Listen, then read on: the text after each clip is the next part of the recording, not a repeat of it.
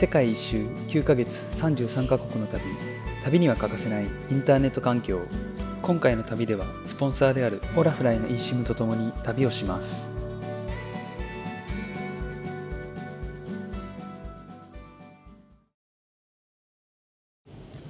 今ホーチミン。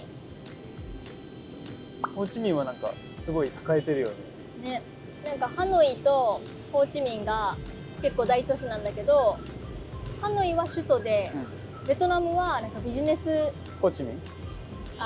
ホーチミンはビジネスの街、経済都市。そう、経済都市らしくって、なんかもう全然なんだろう、活気が違うよね、こっちの方が栄えてるっていう感覚はある、で私たちの旅は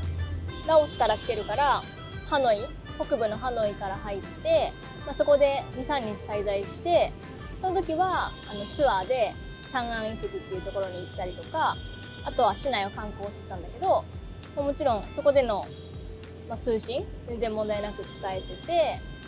でその後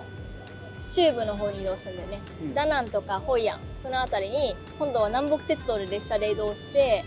その間も普通にインスタ開いてたし、その後ダナンとかホイアンに着いてからもお店検索したりとか、もうなんか台風でねすることがなかったからね、宿でずっとブログ書いたりとかそういうのしてたけど全然問題なかったよね。ちなみにハノイのチャンアンツアーでツアーガイドの人とこう LINE の電話で連絡取り合ったりしたんだけど、そうそうそう、それも問題なく通話できて、ね、よかったよね。まさかなんか LINE でなんか集合場所着いたよとかそんな連絡が来ると思わなかったけど、そういう時もやっぱり SIM、 しかもデータ無制限っていうのがめっちゃありがたいなと思った、都市部はね使えるのは当たり前だと思うんだけど、その移動中、ツアーに行く時にだいたい1時間とか2時間かかるけど、そういう時もね問題なく電波通じたから、割とベトナムは広範囲でちゃんと通信がつながる印象かな。特にバス移動とかねめっちゃ時間かかるもんね、本当に、無駄な時間がないというか、なんか調べたりとかできてよかったよね。もちろん鉄道でたまに森の中とかトンネルの中とかは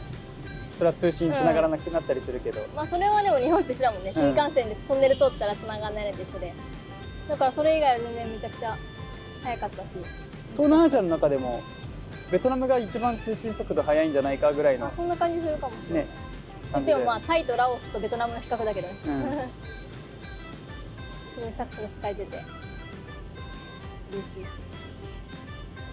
こんな感じでホーチミンの市内もめっちゃグルメとか行きたい場所を Google にスポットつけてるんだけど、これで今からこの後行く三殿教会っていうところもすぐにこう Google で検索して20分歩くんだけど、歩いてる時もさ Google があるとめっちゃ助かるから、すごいおすすめ、eSIM がこれだけ使えるって。あとはなんかバスとかも結構便利で、今回歩こうと思ってるんだけど Google でベトナムとかはバスの番号もわかるんだよね。そういうのもすぐにネット環境があると検索できて、例えば今だったら次109番っていうバスに乗れば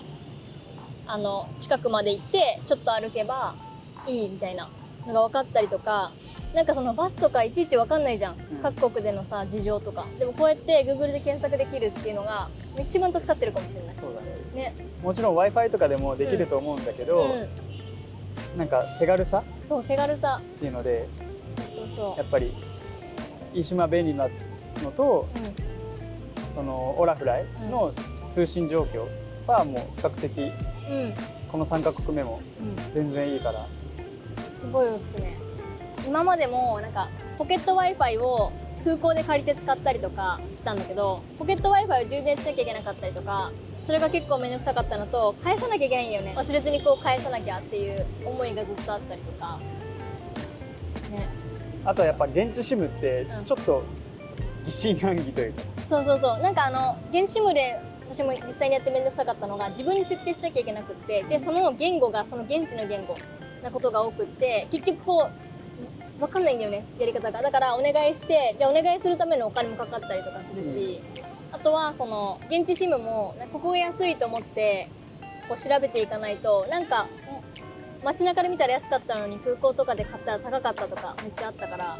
そういう意味でももう確実に金額が分かって先に変えて、もう着いたら